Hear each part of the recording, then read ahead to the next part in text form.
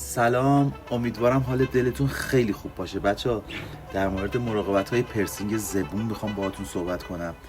یه نقطه خیلی حساسیه که باید خیلی مراقب باشی دست هر کسی ندی بزنه. این یه ذره رو رگ این ور اون ور بخوره، روی رگی چیزی بخوره، امکان داره نوک زبون بگیری و عفونت‌های خیلی شدید که باعث خیلی پشیمونی‌های بد پشتش داره. پس جای درستی بزنید.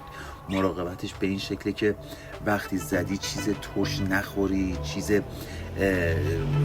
چجوری بگم، خیلی شیرین نخوری. سعی کنی 2 روز مایعات بخوری، نمیدونم موز و نمیدونم اینجور چیزا رو به هیچ وجه. زبونت التهاب پیدا میکنه، باعث عفونت میشه. و یه سرم شستشوی خیلی خوب داشته باشی که هر وقت هر کاری کردی، حتی یه سیگار یا قلیون کشیدی، دهنتو بشوری.